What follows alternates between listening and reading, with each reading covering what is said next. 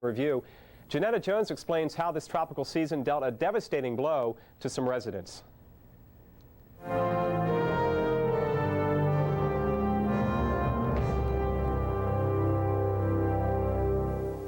From Tropical Storm Arthur to Hurricane Marco, the 1996 Atlantic hurricane season ranks in the top 10 most active seasons ever.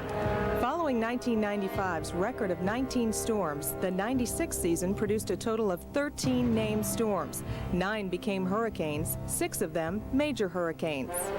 We had more major hurricanes in 1996 than we did in 1995. A major hurricane being a Category 3 or higher on the Saffir-Simpson scale, where the sustained winds are above 110 miles an hour.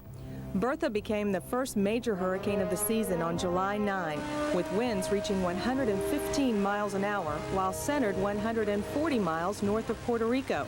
Bertha continued northwestward, moving roughly parallel to the Bahamas and almost directly toward South Florida.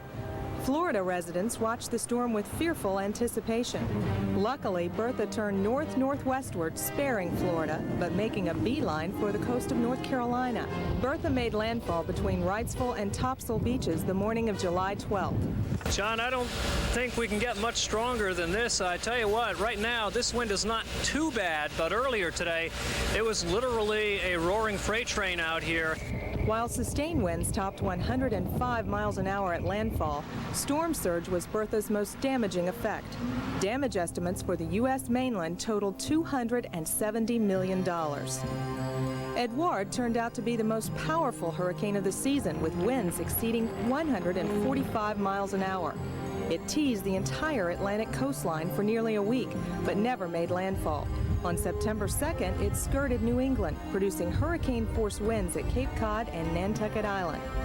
Right on Edouard's heels was the most damaging hurricane of the 96 season, Fran. Fran kind of had its ups and downs as it came across the Atlantic. It took it quite a while to develop into a storm. On September 4th, Fran intensified, reaching its peak strength of 120 miles an hour, while 275 miles off Florida's east coast.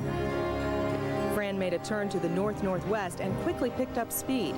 On the evening of September 5th, Fran dealt a devastating blow to North Carolina's south coast. Well, Mike, we're definitely feeling the brunt of Hurricane Fran, or at least the start of it, if you will. Winds are easily at hurricane force, gusting. Fran moved onshore with maximum sustained winds of 115 miles an hour. A second Weather Channel crew was in the eye of the storm. But all of a sudden we're sitting there and we realized there's no rattle, there's no wind. So we came outside and checked it out, and now people are on both the north and the south side of the buildings coming out to just kind of see what it's like in the eye of the hurricane. There's a little bit of drizzle. The trees behind me are perfectly still. The calm was deceiving. The next morning, reality hit, along with frustration for Wrightsville Beach residents. I don't think they're going to let us back. Right now, according to everything on the radio, it's 47 days. The storm surge destroyed numerous beachfront homes. Rivers on the Sound side flooded miles upstream. Flooding due to Fran's heavy rains extended into Virginia, West Virginia, and Maryland. For over a week, more than 4.5 million people in the Carolinas and Virginia were without power. At least 34 people were killed. Damage totaled $3.2 billion. Overall, the storms of 1996 were responsible for at least 135 deaths throughout the Caribbean, Central America, and the U.S., and more than $3.5 billion in damage to the U.S. alone. Janetta Jones, The Weather Channel. In tomorrow's final installment of 96 Year in Review, we'll look at the active weather events that occurred late in the year. That's tomorrow here on WeatherScope. Don't forget, the tropical storm and hurricane season starts officially in about 6 months on June 1st.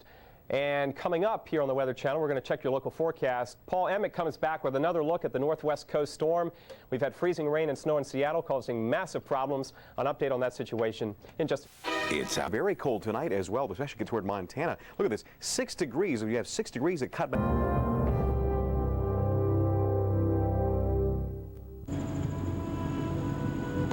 Autumn, a time of gradual transition when temperatures turn cooler and leaves change color. It's often one of the least stormy seasons of the year, but the fall of 1996 challenged the norm.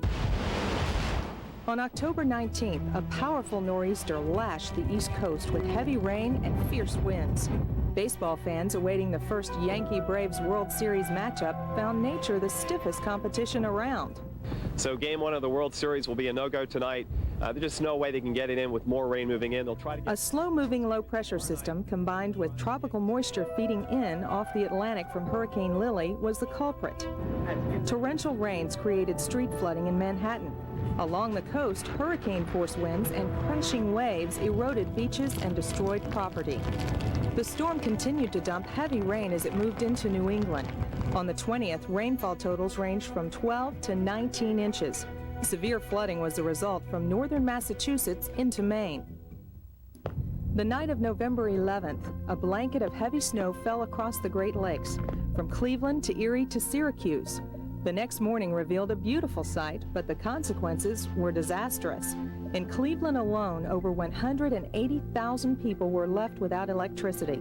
The tremendous snowfall totals from this 3-day event were the result of a phenomenon called lake effect snow. This occurs when colder air moves over the warmer waters of the Great Lakes. But see where the moisture is emanating from? The Hawaiian Islands. This is the Pineapple Connection. It comes right in and right into the northwest. On November 19th, the first and most powerful of a sequence of wet and wintry storms struck the west coast. Rain pounded the southern Oregon coastline, while snow fell across the Seattle area. As the storm moved inland overnight, it hit Spokane, Washington with freezing rain and snow, leaving over 75,000 people without power for weeks. 2 early December nor'easters dealt a wintry double whammy to interior portions of the Northeast and New England. The first storm dumped over a foot of snow on northeastern Pennsylvania and western Massachusetts on December 5th and 6th. It was the second system on the 7th that turned out to be the real snow monster. During this storm, the Weather Channel crew witnessed a rare occurrence. Whoa!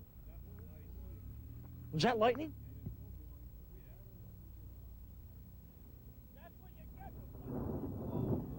Christina! Listen. We just had a thunder snow. We just had a lightning strike and thunder here in Worcester. It is snowing at over 4 inches an hour. We have 13 inches of snow on the ground. It is snowing 16 inches of snow was Worcester, Massachusetts' official total. Nearly 20 inches was recorded in other parts of New England. Damage to trees and power lines was extensive across the region. Janetta Jones, the Weather Channel. Well, if you missed any of our series, check out the Weather Channel this weekend when we present 96 Year in Review in its entirety. Stay tuned.